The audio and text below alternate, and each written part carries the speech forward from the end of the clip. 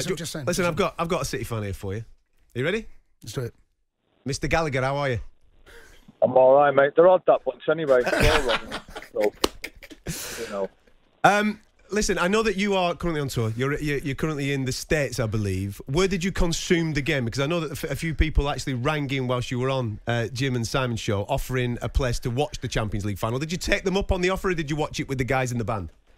No. I watched it in the City Supporters Club bar in San Diego. Mega, mate. Which when they invited me, they said they were 8 strong, right? The City Supporters Club. Proper firm. It's a proper firm. Yeah, I like it. But when I got there today, there's about 350 of them.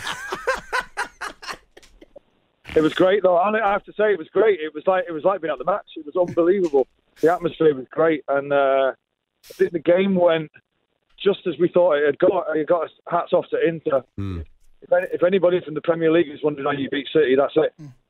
You know, playing 2 up front and 5 in the middle. But I have to say, when Kevin went off, I was thinking this has got shades of QPR on it. When Yaya went off and Rodri, I mean, you know, what a goal. What a goal. And the place went absolutely mental. It's great.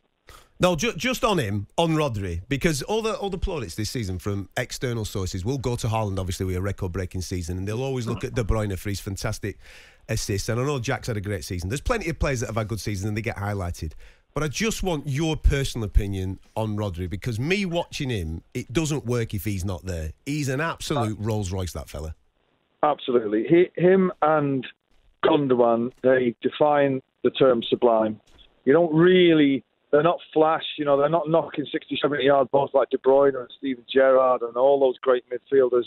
But they're the engine room. They're the cogs in the wheel that are ticking it over. And it's fitting for him to score a goal. It wasn't too dissimilar to the goal he scored against Villa to win us the league a couple of seasons ago. And but I'm just so pleased for everyone. I'm so pleased. That's Gundogan's 3rd Champions League final. He lost the other 2. He's deserving of a medal. Kevin is deserving of it. The young lads, they're going to get. Haaland's going to get a couple. Phil will probably get a couple. But for those two, you know, we've been around for a bit. I'm so pleased for them and for Pep and Khaldoon and Sheikh Mansour and everybody. No, did you blub? Of course. And I said to you the other day, you're going to cry. It's like okay, so it's your first Champions League. I know what it's like. I've went there, but try and explain to me what it's like when you win the Premier League's one thing, but what's this like, and how different does it feel as a City fan to win this? Well, we all know the Premier League's the most watched league in the world, but the Champions League final, it's the world stage. Everybody in the world is watching, and it's how everybody else in the world judges you. And we're there now, but this isn't the end of the journey. This is the end of the beginning. You know, and once we won one Premier League, we steamrolled on, and I think this is bad for everybody else, because I think once they've got this out of the way, what I was impressed with tonight was that the players, you know, Kevin goes off, it's emotional, do you know what I mean? It's like he's the guy, and it's the worst. That's our worst performance of the season. Yeah. But they kept believing, and they kept believing, and they kept believing, and they kept believing, and we did it. And I think this spells danger for everybody. Listen, I can't agree more. It felt like they played with a little bit of fear tonight, within themselves a touch, and then now that it's done, the monkey's off the back, the shackles are going to be off. They were nervous. I'm thousands of miles away, and I can see it on the TV. I watch my team every week. I follow them everywhere, and they were nervous, and rightly so, because you know they've been. I've been listening to talkSPORT today, and all City fans. I wish they'd wind it in once in a while, and everyone's going 3-4-0, 4-6-1, all this carry on. It's like, hang on a minute, these. Inter are going to play for penalties from the toss.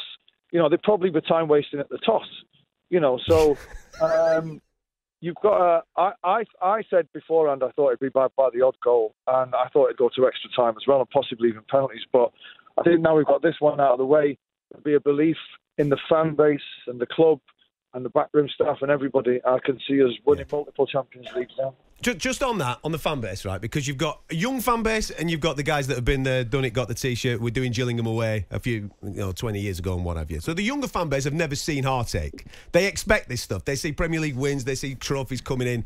And I was speaking to my little lad who's a City fan today, and he's only 9, and he's like, Dad, we've got this in the bag. Like what you've just been saying then. It's going to be 3, it's going to be 4. Don't worry about it. Because he's used to that. For a guy that has been there, done the Grimsby's away, done the Gillinghams away, that has been to the depths of the Football League with this football club, to realise this dream tonight, what's that emotion like? It's everything. It's everything wrapped up in a football match. And in the football match, you don't want anything wrapped up in a football match because anything can happen. But that's kind of, if we'd have lost that game tonight, then, winning the double would have been seen as a failure. That's the standards that have been set by that football team, right? So this is another thing no one's talking about. We've just done the treble. It's only ever been done once before. It's an incredible, incredible achievement, and we did it well, and we're worthy champions in all 3 of the competitions. And I got to take my hats off to everybody. I thought we showed everything tonight. We were dogged. We were, resilient. I thought if Inter score first, we are done. But no one's talking about this. The last act of the match, Ederson makes a world-class save. The last second of the match. Clears one off the line with his knee. It's just our name was on it. I know, but no, doesn't it make you realise actually with this trophy, because everyone talks about City and clearly you are the best side of the world. But you know what? Tonight proved that actually you've got to go and earn it and win it and find a way. I don't know whether you saw the post match from Jack and Rodri, how they spoke about their own performances. But you know what? It's about just get your hands on it. And tonight, City found a way, and that's what football's about sometimes. It's not about just the beautiful game. It's about, you know what? Dig in. I know we're not great. We find it hard. They're pressing high. They're filling gaps in the middle of the park. There's that spacing behind the wing-backs they're starting to exploit. That trying to get and eventually... And that's the beauty of football. Well, you'll know yourself. Chelsea dug it out twice against Bayern Munich in their own stadium. They won it on penalty, and they dug it out. They dug it out against City. No one gave them a prayer. We were the best team in Europe by a mile that year, and you jammed it 1-0. And it's just, it's like Guardiola always says: you've got to be there, and the more that you're there, there's more chance you're winning it. And I think that we're deserving of it, and I think we're worthy champions. And I think this is for the last 5 years where we've been the best team in Europe by a mile. Just 2 last things from me, Noel. On Pep Guardiola, you mentioned a couple of times there. One, the reinvention of this Man City side, because he's done that. He's allowed top players to leave when maybe people have questioned it. And now, with the result this evening, becomes the first guy ever to do the treble twice. Sensational. He's the man. He's one of the. And I tell you what, next season he'll rip it up again. He'll throw it all up in the air and he'll come up with something else, because Inter played John Stones beautifully tonight. Yeah. They man-marked him. He never got a kick. And, against, Real Madrid, when it looked like we had 13 players, it looked like we had 9 tonight playing against them. Yeah. And they did it beautifully. And I can assure you, he'll have watched that and he'll think, right, well, we need to do something different. And he will reinvent it. He is a genius. He is a genius. And we all knew he was a genius before he came to England. And he's just proved it time after time. 5 league championships in 6 years and a treble, a double, a domestic treble. It's far out. It's far out. Are you on stage tonight? I'm just going into the sound check. No, I'm not sure how good the gig will be. Mate, the gig's going to be amazing. Come on, mate. It's going to be off the clock.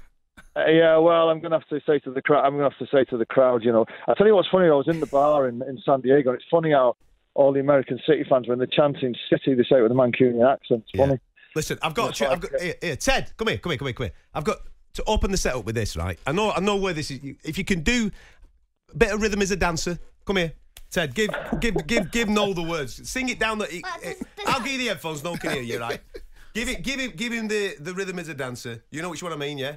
Ederson and Aki. Give it to him. Give it to him, man. Give it right down the barrel. Go on, sing it to him. Ederson and Aki walk around the candy, moving the Johnny Stones.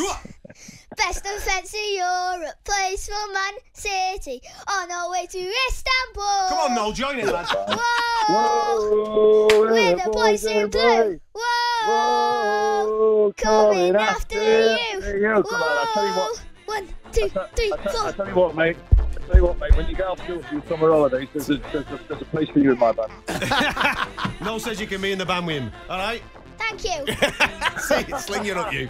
Noel, have a top gig tonight, mate. Thank you so much for joining us, and congratulations, pal. Cheers, Noel. Thank you very much. Thank you.